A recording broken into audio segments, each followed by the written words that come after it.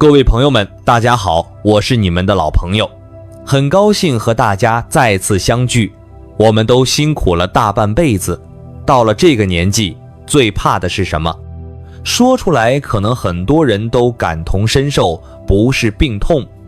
因为现在的医疗技术越来越发达，很多病都能治。真正让我们心惊胆战的是那些我们辛辛苦苦攒了一辈子的养老钱，被人轻轻松松的几句话就给骗走了。这种事一旦发生，就像一生的心血付之一炬，那种心痛真是无法用言语形容。今天我想跟大家分享一些非常宝贵的信息，他们来自我一位在刑警队工作了20多年，专门和诈骗犯打交道的资深老友。他最近特别叮嘱我，现在有一些新的诈骗手段，专挑我们这个年纪的朋友下手，已经有上万起案例了。他把这些骗局的套路都整理了出来，希望能帮助更多人。所以请大家务必花一点时间把接下来的内容看清楚，这不仅是保护自己，也是保护我们的家人。这里是意识觉醒，记得按赞订阅并打开小铃铛，这样您就不会错过我们的新视频。这位老警官朋友说的特别实在，他说，在这个时代，真正能保护我们的不是我们过去的生活经验，因为骗子的手法一直在变，变得比翻书还快。真正能让我们立于不败之地的，是我们看穿事物本质的能力。很多时候，人与人之间最大的区别就在于能不能看懂事情背后的逻辑。古人有句话叫山水险阻崔巍，若比人心是坦途，意思是说，再险峻的山路，再湍急的河流，都比不上人心复杂。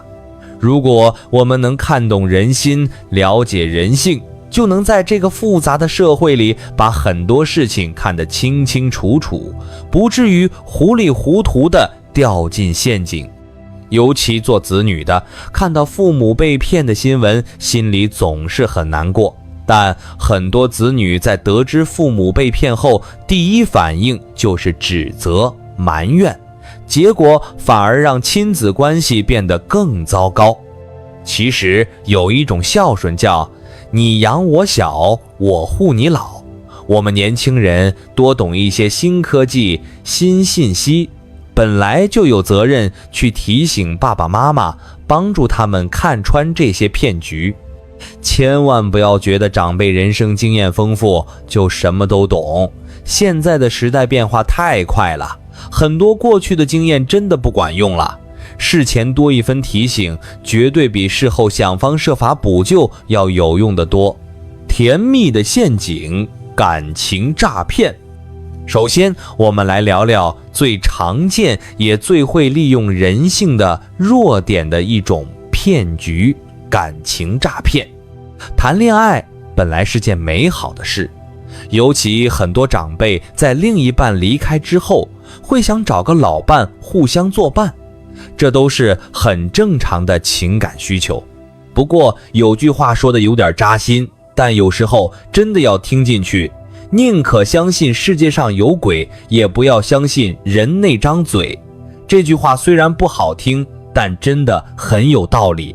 很多人就是喜欢听甜言蜜语，以为自己的第二春来了，却没注意到危险可能就在后面。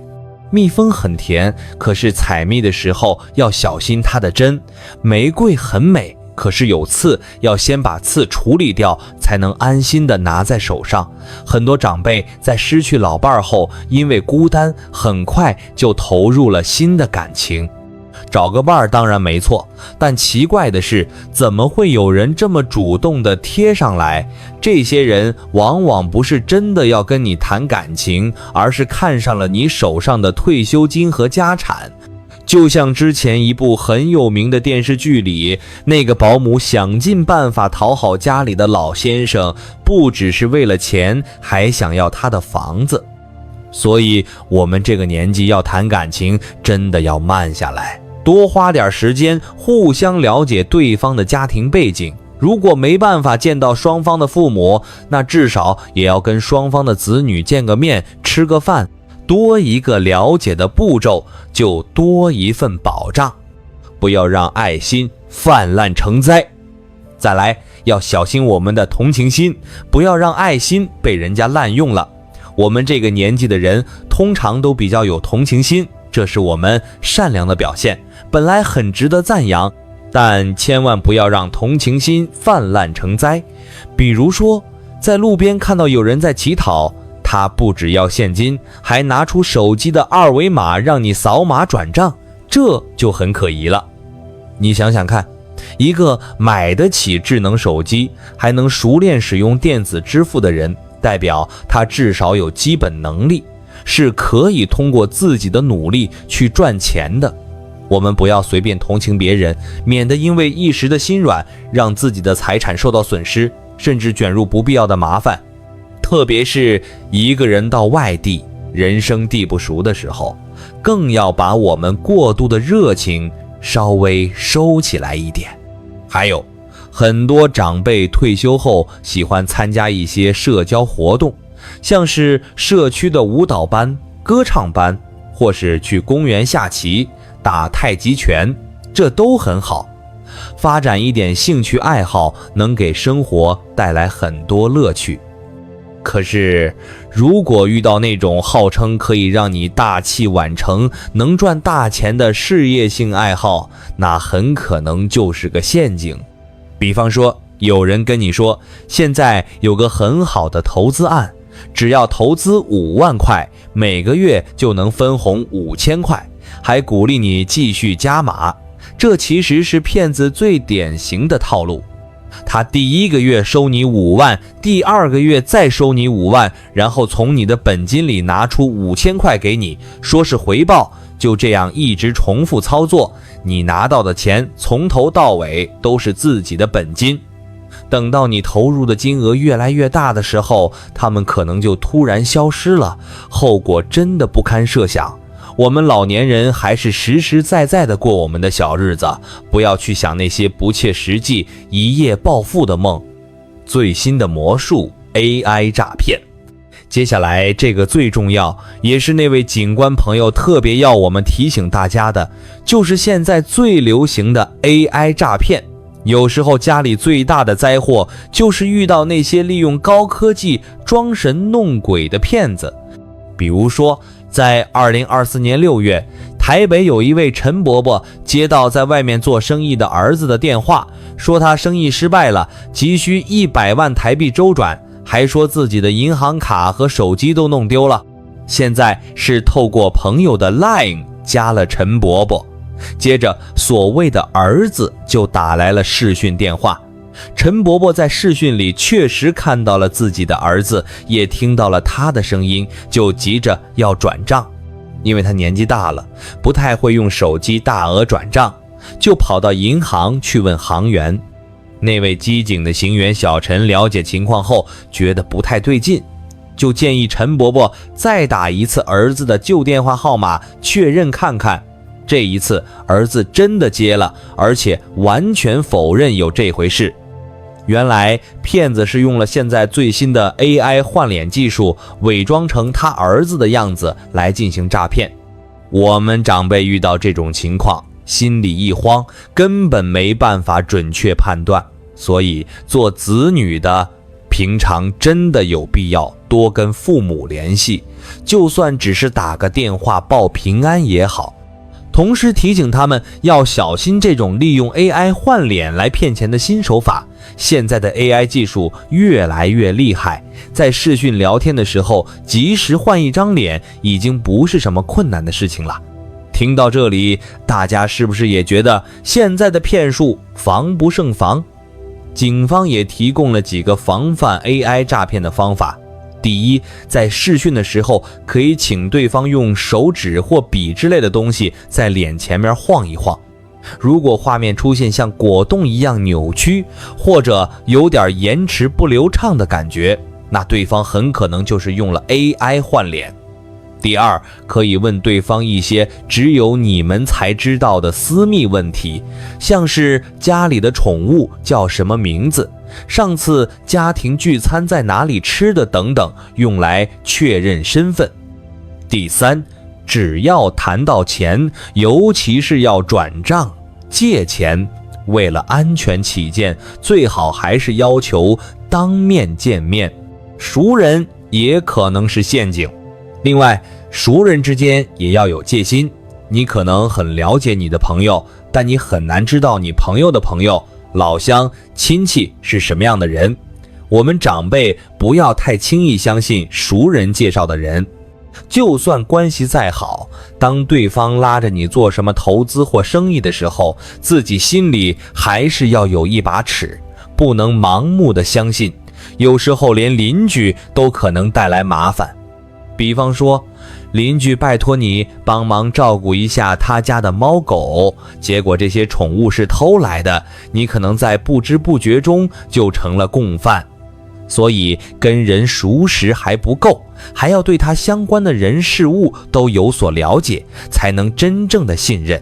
如果觉得事情有点可疑，就要果断拒绝。现在的网络世界也是充满陷阱，很多长辈喜欢在网络上买东西、看直播。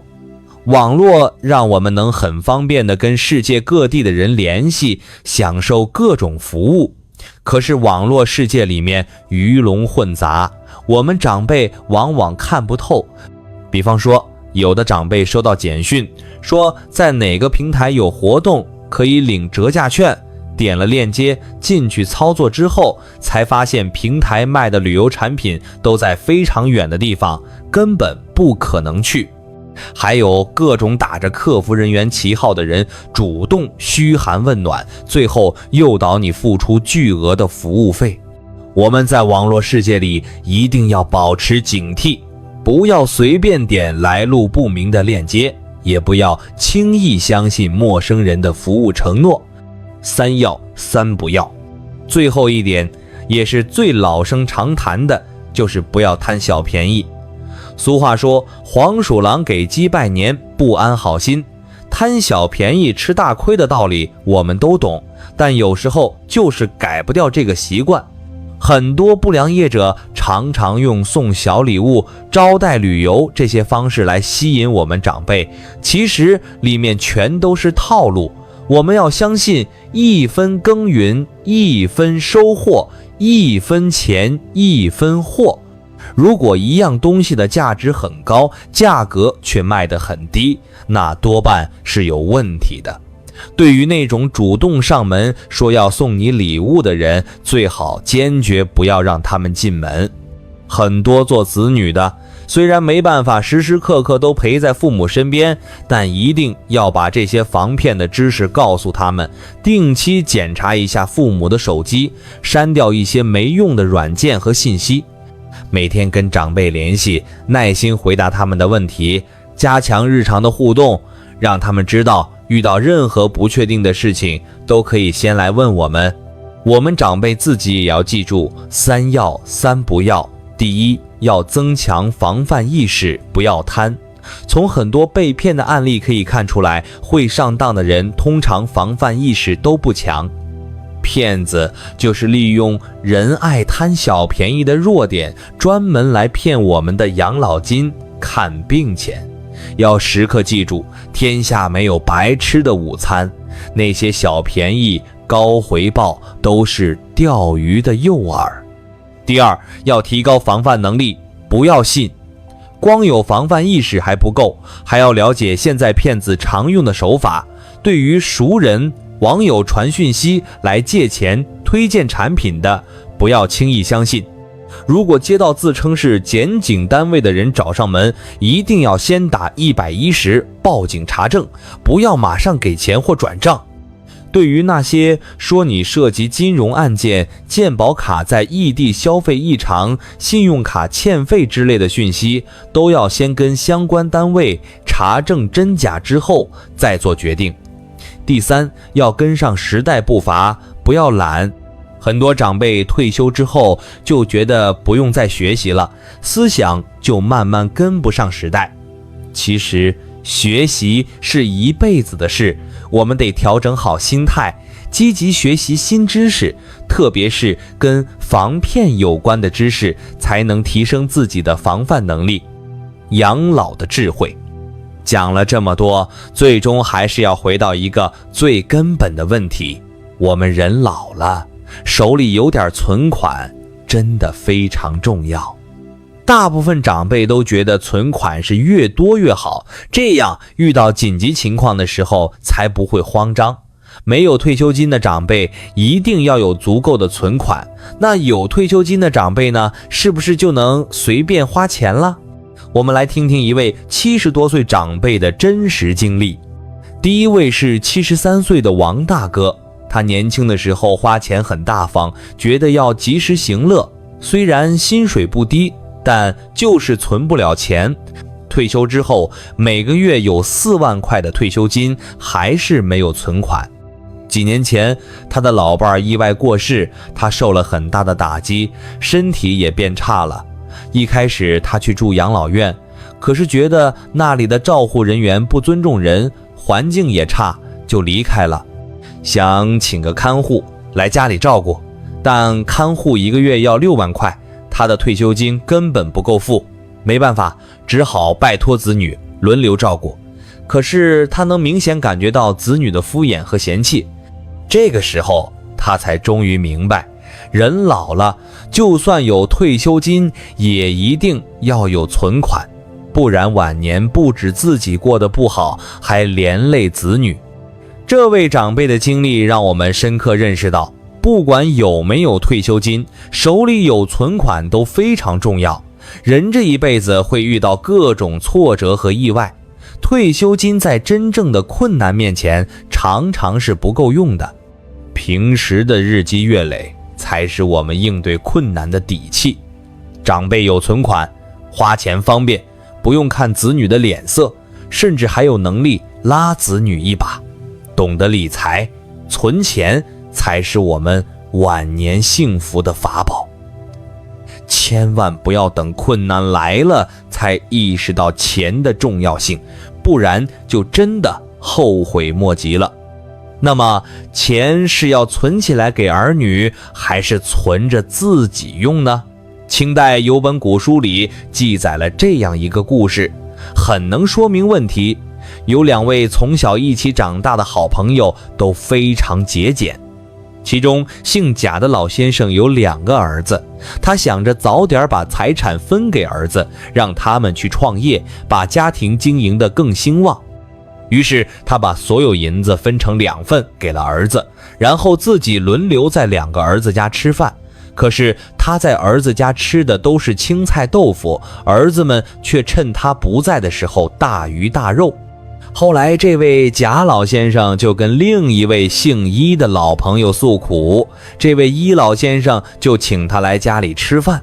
中午大儿子请客是一碗鱼汤，傍晚小儿子请客是一碗红烧肉。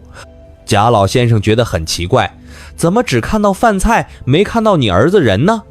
这时候伊老先生才从怀里掏出2包沉甸甸的银子，说，这就是我的2个儿子，左边的是大儿子，右边的是小儿子。这个故事告诉我们，长辈如果太早把存款都给了儿女，自己的生活可能就会陷入困境，处处都要看儿女，甚至看媳妇儿和女婿的脸色。千万不要固执地觉得钱反正迟早都是要给儿女的，不如早点分了，还能减少自己保管的责任。万一儿女拿你的钱去创业失败了，或是拿去赌博败光了，那你自己的老年生活该怎么办？聪明的老人会先为自己存钱，不会因为心疼儿女就轻易地把所有存款都交出去。毕竟人心难测，父母对儿女的爱通常是无私的，但儿女能不能好好孝顺父母就不一定了。所以聪明的长辈养老是要有策略的，首先要引导孩子自立自强，在孩子还小的时候就要教育他们独立，不要什么都依赖家里。这样的孩子长大了，不管父母有没有把钱都给他，他都会懂得照顾父母。其次，要看情况补贴。如果孩子真的遇到困难，急着用钱，做父母的可以适当帮一把。毕竟现在年轻人的生活压力确实很大，我们的一点帮助虽然不能完全解决他们的问题，但至少能让他们喘口气。如果孩子生活上不缺钱，那我们就可以把钱存起来，偶尔给孙子孙女买个玩具，包个红包，享受含饴弄孙的快乐，也能避免晚年孤单凄凉。最后也是最重要的，就是要把自己的身体锻炼好。久病床前无孝子这句话虽然残酷，却是现实。长辈如果长期生病，不只会给自己带来痛苦，也会给孩子带来很大的经济和精神负担。所以我们一定要好好锻炼身体，让自己健健康康的，这样既能享受自由的生活，也不会成为孩子的负担。人老了，不管是把钱留给自己，还是把钱给子女，都有一定的风险。最聪明的方法是在教育孩子自立的同时，也根据他们的实际状况给予适当的帮助。最重要的是，自己手上一定要有足够的钱来养老，并且坚持锻炼身体，不给孩子增加太多负担。长辈不光要有钱，更要有智慧和远见。就算儿女很孝顺，自己也要留一手。这不是不近人情，而是对自己晚年生活的一种保障。钱在自己手里才有底气。在这里也想劝劝所有的子女们，我们父母今天的样子，就是我们未来的样子。要懂得珍惜和孝顺父母，多一份关心，多一点耐心。好了，以上就是今天的全部分享。如果这些信息对您和您关心的家人朋友有帮助，请不要忘记帮这支影片按一个赞，也把它分享出去。一个简单的动作，可能就帮助到一个家庭，避免一个遗憾的发生。感谢收看今天的节目，我们下期节目再见。